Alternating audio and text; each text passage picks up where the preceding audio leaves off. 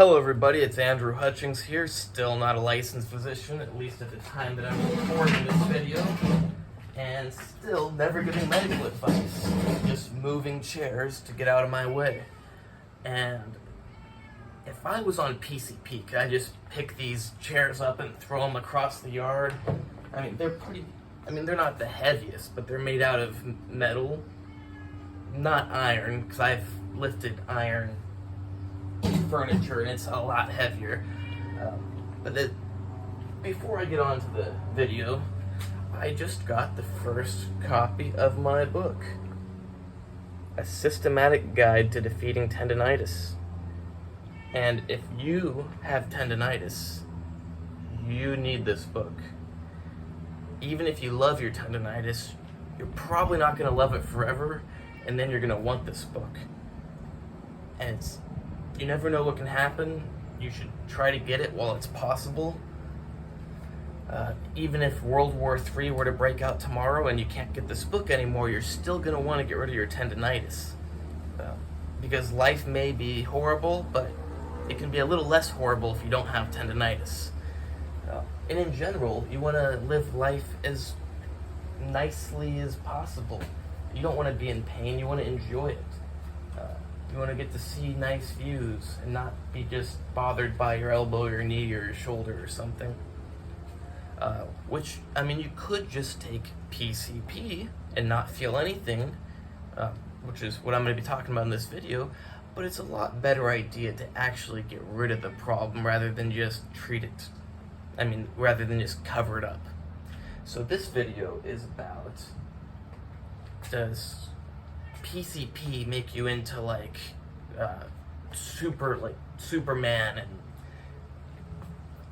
I don't know what other people think, but growing up I heard lots of stories about how PCP just makes people have super strength and they go crazy. They're just like someone on PCP could just pick up a car or something.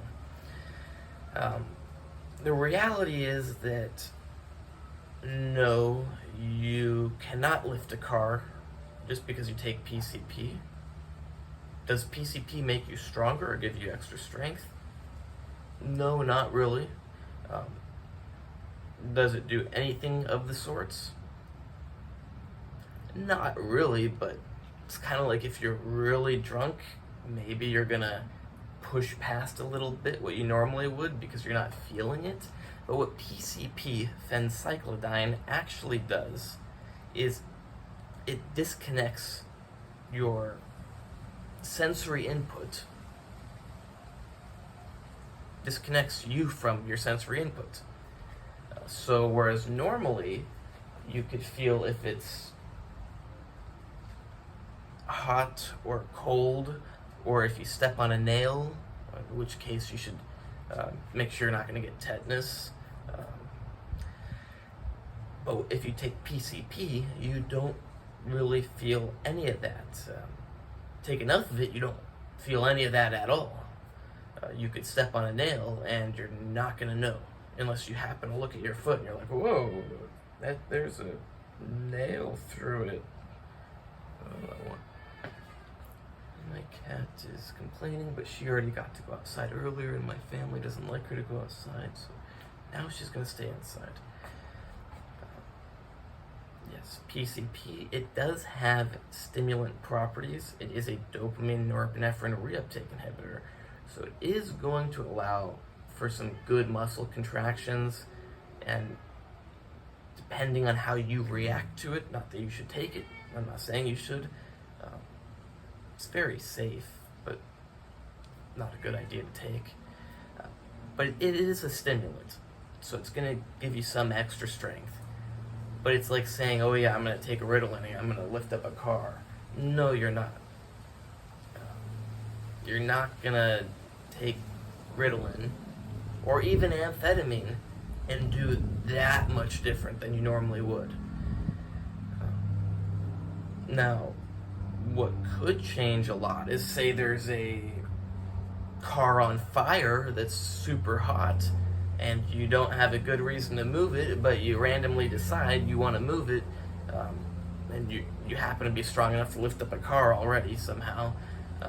If you're on PCP, you're not going to feel it burning through your hands, but I don't know if you'd be able to move it because you might burn.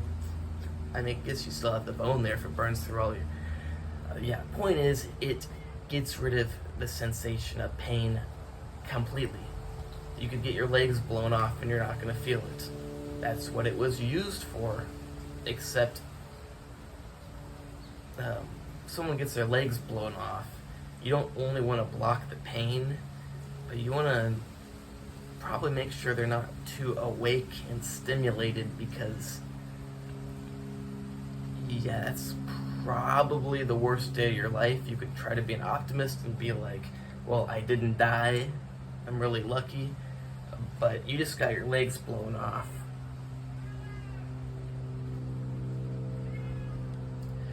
You might want to be sedated, not stimulated.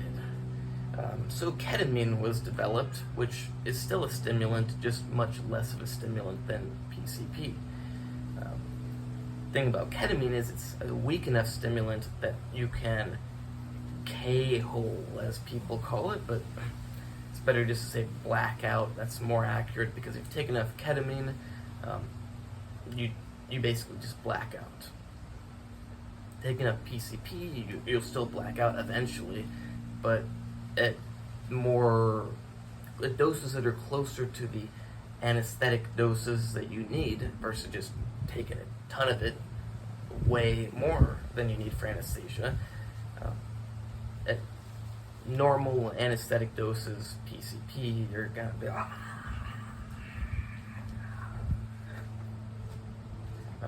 yeah. There's a buzzing bee going around. So yes, PCP does not give anybody super strength. Can enhance their strength a bit, just like Ritalin can. I say Ritalin because they're both dopamine, norepinephrine reuptake inhibitors. Does it make you go crazy? That's another thing. No, it does not. It's all dependent on the person, of course. Some people are predisposed to mental illness. Some people have mental illness.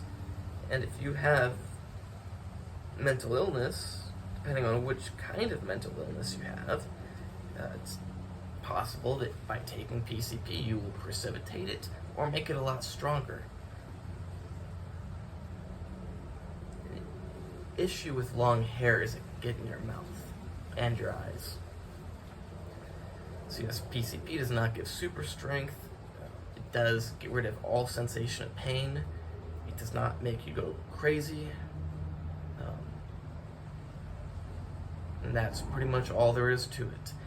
And my website is andrewhutchings.org, where you can hire me for consultations. And just remember, it's not medical advice if I don't tell you to do it. It's like my book. I can give you all of the information, but I'm not saying to do it. So it's not medical advice. And you can hire me for any sort of consultation you want, not just medical ones. Fitness consultation. I used to say this whole thing at the end of every video, but muscle building, I'm not saying words exactly, but muscle building consultations, general health consultations, pharmacology consultations, diet consultations, whatever it may be, you can hire me for it. Not whatever it may be, but most things. I'm not going to do suicide consultations.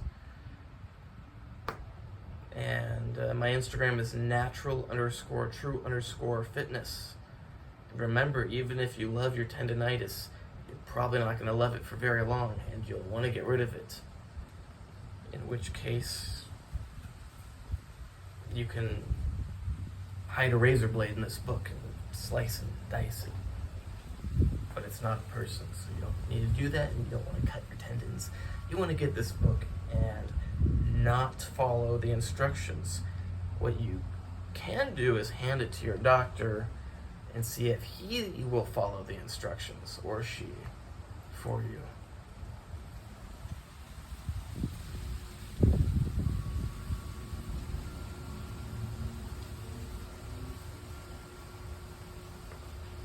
Ooh, apparently you can someday make more money if it's over 10 minutes. So 2, 1.